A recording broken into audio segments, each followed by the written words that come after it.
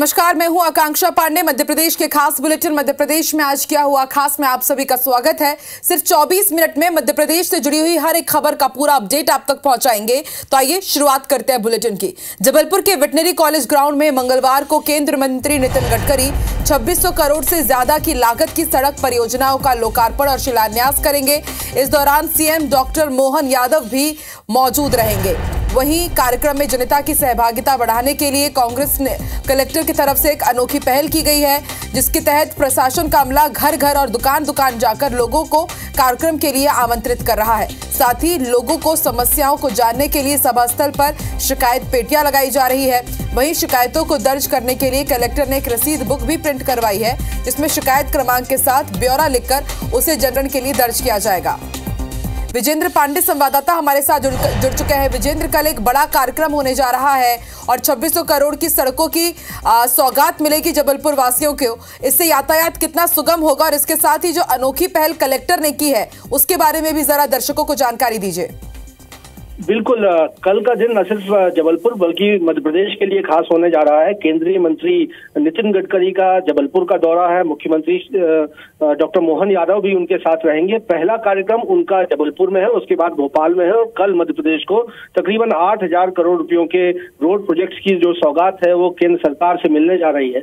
इधर जबलपुर में जो पहला कार्यक्रम तकरीबन 11 बजे शुरू होगा, वेटनरी कॉलेज ग्राउंड में इस कार्यक्रम स्थल को रखा गया है, जहां एक आम सभा को संबोधित करेंगे सीएम डॉक्टर मोहन यादव और केंद्रीय मंत्री नितिन गडकरी। तो यहाँ 2667 करोड़ रुपयों के रोड प्रोजेक्ट्स को यहाँ पर लोकार्पण किया जाना है, उनका भूमि पूजन किया जाना है और मुख्यतः पूर्वी मध्य प्रदेश और महाकौशल अंचल में रोड कनेक्टिविटी की दिशा में एक बड़ी सौगात जो है इसे माना जा रहा है। और साथ ही साथ पहले ही केंद्रीय मंत्री नितिन गडकरी ने जबलपुर के लिए एक रोपवे प्रोजेक्ट को मंजूरी दी थी। इसको लेकर भी इसका भी प्रेजेंटेशन यहाँ पर दिया जाएगा और जबलपुर वाराणसी के बाद देश का दूसरा ऐसा शहर बनेगा जहाँ पर रोपवे जो होगा वो ट्रांसपोर्टेशन सिस्टम का हिस्सा होगा। साथ ही साथ ये जो दौरा है मुख्यमंत्री का, केंद्रीय मंत्री नितिन गडकरी का, इसमें जन सहभागिता बढ़ाने के लिए जिला प्रशासन ने भी पहल की है। पहला मौका है जब नवाचार करते हुए आम जनता को घर घर जाकर दुकान दुकान जाकर प्रशासन के अमले ने पीले चावल वितरित किए हैं, आमंत्रण कार्ड दिए हैं ताकि वो लोग यहाँ पर पहुंच सकें। साथ ही साथ शिकायत पेटी भी सभा स्थल पर जो कि वेटनरी कॉलेज ग्राउंड है वहां पर लगाई जाएगी और एक रसीद बुक भी प्रिंट करवाई गई है कलेक्टर की ओर से, ताकि जो लोग शिकायत अपनी देते हैं तो वहां पर उन्हें एक पावती भी दी जाएगी ताकि उनकी शिकायतों का समाधान जो है वो जन सुनवाई में दर्ज करके भी किया जा सके। विजेंद्र, अभी तक जबलपुर वासियों ने इस तरह का नवाचार नहीं देखा है कि वो कंप्लेंट करेंगे तो बाकायदा रसीद उनको उसकी मिलेगी और फिर उस कंप्लेंट का क्या हुआ है, प्रोसेस क्या है, इसकी जानकारी भी उन तक पहुंचेगी। एक वाकई अच्छी पहल है, शायद हो कि इससे जबलपुर वासियों को समाधान मिले उनकी समस्याओं का। बहुत बहुत शुक्रिया पूरी जानकारी के लिए विजेंद्र। आपने कहावत तो सुनी होगी कि खिसियानी बिल्ली खंबा नोचे। कुछ ऐसा ही एमपी कांग्रेस के नेता करते नजर आ रहे हैं, जिसका नजारा भोपाल के प्रदेश कांग्रेस मुख्यालय में आज देखने को मिला। विधानसभा चुनाव में हुई हार की समीक्षा ये कैसे करते हैं, चलिए जरा आप भी देखिए।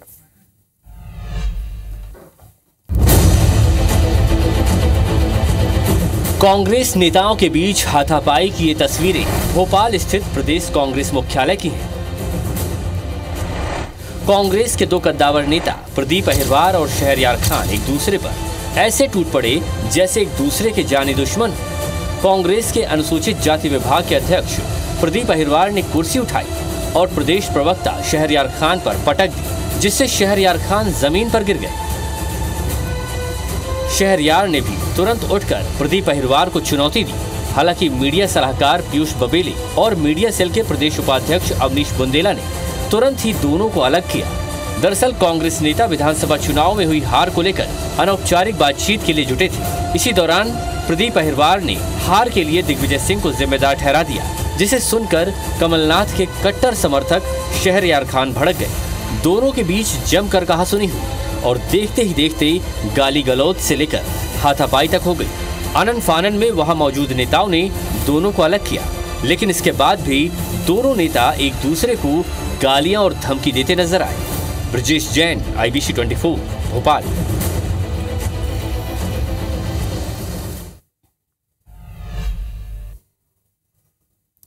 शहडोल पहुंचे बीजेपी प्रदेश अध्यक्ष वी डी शर्मा ने पार्टी चुनाव कार्यालय का उद्घाटन किया और बीजेपी कार्यकर्ताओं की बैठक ली।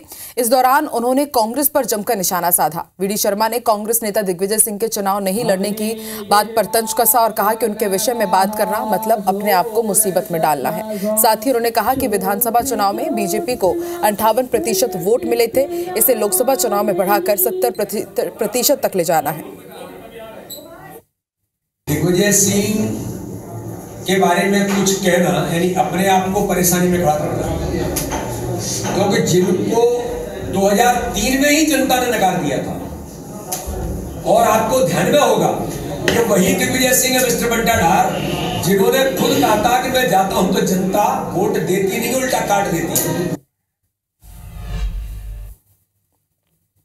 एमपी बोर्ड के पेपर लीक के मामले को लेकर स्कूल शिक्षा मंत्री राव उदय प्रताप सिंह ने सख्त कार्रवाई की बात कही है। उन्होंने छात्रों को ऐसी गतिविधियों से बचने की सलाह दी है। उन्होंने कहा कि बच्चों को इस प्रकार की गतिविधि में नहीं रहना चाहिए, ऐसी गतिविधियों से जुड़ने से बच्चों का नुकसान होगा। इस बार नकल पर नकेल कसने के लिए तमाम तैयारी कर रहे हैं। कानून को और सख्ती करने को लेकर काम किया जाएगा। स्कूल शिक्षा विभाग का सिस्टम अगर कुछ गलत काम करता है तो उसे भी कानून के दायरे में लाया जाएगा। किसी इस तरह की प्रैक्टिसेस में इन्वॉल्व नहीं होना चाहिए। इस तरह के वीडियोस ना तो उन्हें उन पर सोशल साइट्स पर जाना चाहिए, ना उनसे जुड़ना चाहिए। इस तरह के उनके जो जुड़ने से क्या है, उनका खुद का नुकसान भी होगा और जो आपराधिक गतिविधि जो सामने वाला कर रहा है उसमें कहीं ना कहीं वो भागीदार भी होते हैं। निर्वाचन आयोग ने राज्यसभा चुनाव का ऐलान कर दिया है। 56 सीटों के लिए 8 फरवरी से नामांकन भरे जाएंगे। मध्य प्रदेश की 5 सीटों पर ये चुनाव होंगे और 27 फरवरी को राज्यसभा की सीटों के लिए वोटिंग होनी, यानी कि 27 फरवरी को यह तय हो जाएगा कि मध्य प्रदेश से किस दल से कितने सांसद चुने जाएंगे राज्यसभा के लिए।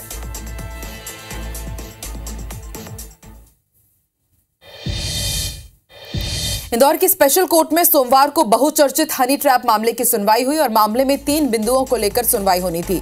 आरोपी के सीआरपीएस 173 के प्रतिवेदन और कमलनाथ की प्रेस कॉन्फ्रेंस में हनी ट्रैप की सीडी और पेनड्राइव को लेकर एसआईटी को अपना जवाब कोर्ट में पेश करना था। वहीं आरोपी रूपा अहिरवार से कोर्ट में प्रतिवेदन पेश कर मोबाइल की मांग की गई थी, लेकिन नए एसआईटी प्रमुख के नियुक्त होने और उन्हें ट्रेनिंग पर जाने के कारण 2 मामलों में जवाब पेश नहीं हो पाया और शासकीय अधिवक्ता ने कोर्ट में सिर्फ 1 बिंदु पर अपना जवाब पेश किया है और मामले की अगली सुनवाई की तारीख 10 फरवरी तय कर दी गई है। जो माननीय न्यायालय ने 10 फरवरी 2024 नियत की है, उस पे हम दोनों एप्लीकेशंस का जवाब प्रस्तुत करेंगे। साथ ही एक एप्लीकेशन आरोपिया रूपा अहिरवार के द्वारा प्रस्तुत की गई थी, उसका मोबाइल सुपर्दनामा पे प्राप्त करने के लिए उस एप्लीकेशन का जवाब हमने पुलिस के प्रतिवेदन के साथ आज प्रस्तुत कर दिया है। पूर्व मुख्यमंत्री होने या पूर्व लोक सेवक होने के नाते उन्हें उस सूचना पत्र के परिपालन में जो उनसे आग्रह किया गया था वो उन्हें उपस्थित होकर वो चीज़ करना थी वहाँ पर, ऐसा मेरा मानना है। और अब खबर डिंडौरी से, जहां एसडीएम निशा नापित के मौत मामले में बड़ा खुलासा हुआ है। तकिए से मुंह दबाकर उसके पति ने ही उसकी हत्या कर दी थी। भालाघाट डीआईजी मुकेश श्रीवास्तव ने आज प्रेस कॉन्फ्रेंस कर पूरे मर्डर का खुलासा किया। आरोपी पति मनीष शर्मा को पुलिस ने गिरफ्तार कर लिया है। वारदात को अंजाम देने के बाद इसने साक्ष्य मिटाने की भी कोशिश की थी। मनीष शर्मा एसडीएम से लगातार जो उनकी पत्नी है पैसों की मांग करता था और सर्विस बुक में नॉमिनी नहीं बनाए जाने से नाराज था और इसलिए तकिए से मुंह दबाकर उसने अपनी पत्नी जो कि एसडीएम निशा नामित है उन्हें मौत के घाट उतार दिया।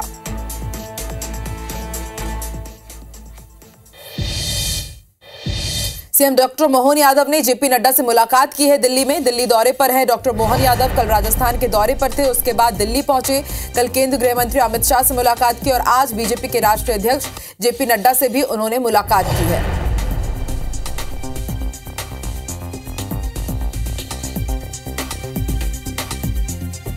तो मुख्यमंत्री डॉक्टर मोहन यादव दिल्ली दौरे पर हैं। कल केंद्रीय गृह मंत्री अमित शाह से मुलाकात के बाद आज बीजेपी के राष्ट्रीय अध्यक्ष जेपी नड्डा से मुलाकात करने के लिए पहुंचे।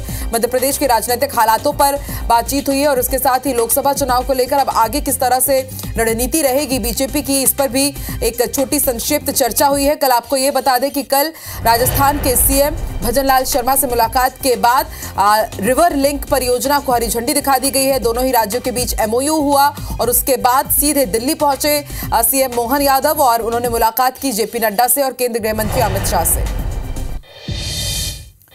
मुरैना के न्यू आमपरा में चोरी का एक हैरान करने वाला मामला सामने आया है। यहां एक काम वाली बाई ने मालिक के घर से 20 लाख रुपए पार कर दिए और अपने आशिक पर उड़ा दिए। कोतवाली पुलिस ने मुखबिर की सूचना पर दोनों को गिरफ्तार किया है और उनसे 4 लाख रुपए नगद, 12 लाख के जेवर समेत एक कार बरामद की है। पुलिस के मुताबिक महिला के 3 बच्चे हैं, जबकि उसका प्रेमी अविवाहित है, जिसकी उम्र करीब 20 साल है। फिलहाल पुलिस मामले की जांच कर रही है।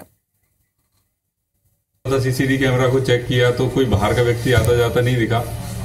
तो जहां काम करने वाली जो इनकी नौकरानी है उससे बातचीत की गई पुलिस के द्वारा, तो वो बिल्कुल साफ इनकार करती रही। मोबाइल को चेक किया गया तो फोटोग्राफ्स में उसके प्रेमी के फोटो दिखे, एक नई स्विफ्ट डिजायर कार के कुछ फोटोग्राफ दिखाई दिए और उससे जब फिर इसके प्रेमी को उठा करके लाया गया, उससे हिकमत अमली से पूछताछ हुई तो उसने सारी घटना स्वीकार की। भिंड पुलिस ने अवैध हथियार बनाने वाली फैक्ट्री का भंडाफोड़ कर दिया है। देहात थाना पुलिस और साइबर सेल की टीम ने एक खेत में घेराबंदी कर दबिश दी और मौके से हथियार बनाने वाले 2 कारीगरों को गिरफ्तार किया है। लेकिन पुलिस की कार्रवाई के दौरान एक आरोपी अंधेरा का फायदा उठाकर मौके से भाग निकला। इस दौरान पुलिस ने आरोपियों के कब्जे से 7 देसी कट्टे, कट्टा बनाने वाली मशीन और अन्य सामान जब्त किया है। दोनों आरोपी यूपी के रहने वाले बताए जा रहे हैं। फिलहाल पुलिस ने दोनों आरोपियों से पूछताछ में बड़े खुलासे की संभावना जताई है। इन्होंने 2 लोगों को अवैध तरीके से कट्टा बनाते हुए पकड़ा। देखिए अभी जो है टोटल 7 कट्टे बरामद हुए जो बने हुए हैं और 2 अध बने हुए कट्टे हैं। इसके अलावा पूरे कट्टे बनाने की मशीन है।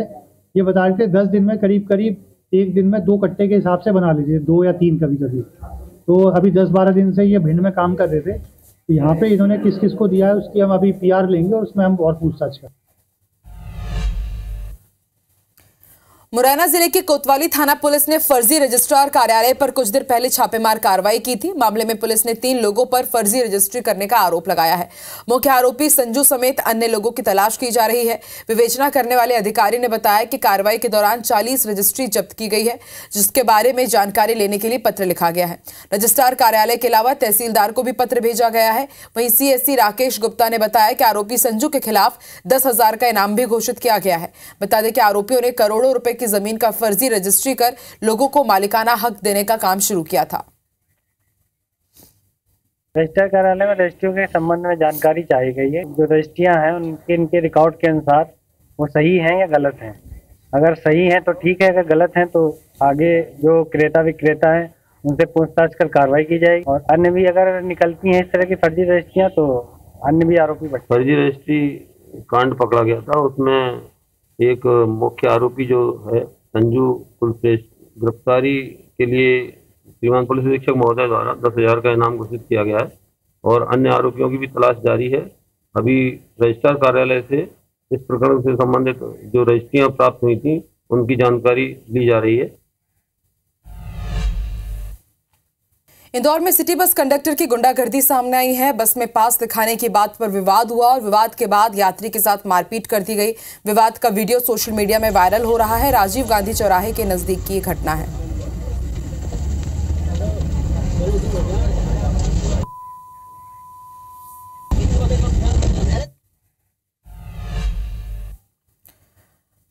खबर छतरपुर से है, जहां जटाशंकर धाम जा रहे ट्रैक्टर ट्रॉली पर सवार 35 से ज्यादा लोग हादसे का शिकार हो गए। घटना में 3 बच्चों की मौत हो गई है, जबकि कई लोग घायल हैं, जिन्हें इलाज के लिए सामुदायिक स्वास्थ्य केंद्र में भर्ती कराया गया है।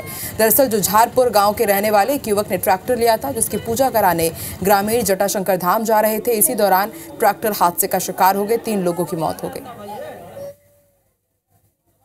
बाइक वगैरह था जिसको बचाने के चक्कर में उनको साइड वगैरह दिया है, तो उसमें से कुछ लोग गाड़ी से ट्रैक्टर से फेंका गए हैं और 2 लोग की उसमें डेथ हो गई है। करीब 20-25 लोग घायल हैं, जिनका इलाज अभी डिस्ट्रिक्ट हॉस्पिटल में चल रहा है। मध्य प्रदेश में बिजली के दाम बढ़ाने की मांग को लेकर आपत्ति याचिका पर सुनवाई की गई है। राज्य विद्युत नियामक आयोग ने जबलपुर में आई आपत्तियों पर ऑनलाइन सुनवाई की, जिसमें कहा गया कि बिजली कंपनियों ने करीब 10,000 करोड़ रुपए का अनावश्यक खर्च दिखाया है, जिसके कारण प्रदेश में बिजली के दाम बढ़ाने के बजाय 10 से 15% तक घटाए जाएं। नियामक आयोग ने जबलपुर से आई 13 आपत्तियों पर सुनवाई कर अपना फैसला सुरक्षित रख लिया है। अब 30 जनवरी को भोपाल और 31 जनवरी को इंदौर से आई आपत्तियों पर ऑनलाइन सुनवाई होगी, जिसके बाद बिजली कंपनियों की टैरिफ याचिका पर फैसला सुनाया जाएगा। जो विद्युत कंपनियां 2046 करोड़ का घाटा दिखलाते हुए 3.86% टैरिफ बढ़ाने की बात कर रही हैं, यह इनके आंकड़े पूर्णतः गलत हैं। इनने जो 55,000 करोड़ की आवश्यकता बताई है कि हमको 55,000 करोड़ रुपए एक साल के लिए चाहिए है, उसमें 10,125 करोड़ रुपए इन लोगों ने अतिरंजित मांगे हुए हैं। मध्य प्रदेश में रेत और खनिज के अवैध उत्खनन के मामले लगातार सामने आ रहे हैं और अब सरकार ने परिवहन विभाग के एक विशेष पायलट प्रोजेक्ट का प्रस्ताव तैयार किया है और इस प्रोजेक्ट के जरिए प्रदेश की सीमाओं में लगे इलाकों में अवैध उत्खनन और परिवहन की रोकथाम की जाएगी। भोपाल में सरकार 40 जगहों पर ई चेक पोस्ट बनाएगी। इन इलाकों में परिवहन विभाग ई चेक पोस्ट बनाने जा रहा है और इसमें आर्टिफिशियल इंटेलिजेंस का भी इस्तेमाल किया जाएगा। तो मध्य प्रदेश में आर्टिफिशियल इंटेलिजेंस अब अवैध परिवहन रोकेगा। ई चेक पोस्ट आर्टिफिशियल इंटेलिजेंस आधारित होगा, मानव रहित रहेगा। कैमरे के जरिए आने जाने वाले वाहनों पर नजर रखी जाएगी और चेक पोस्ट पर एआई से निगरानी होगी। इसके साथ ही रेत और खनिज का परिवहन करने वालों के नंबर प्लेट से उनकी पहचान होगी और फिर चालान सीधे उनके घर पहुंचेगा। परिवहन की जा रही रेत की मात्रा का पता भी लग सकेगा। भोपाल में बीटिंग द रिट्रीट समारोह का आयोजन किया गया। समारोह में मुख्य अतिथि राज्यपाल मंगूभाई पटेल रहे। पुलिस ब्रास बैंड ने क्लासिकल धुनों की प्रस्तुति दी। हिंदी फिल्मों के गानों की संगीतमय प्रस्तुति यहां पर दी गई।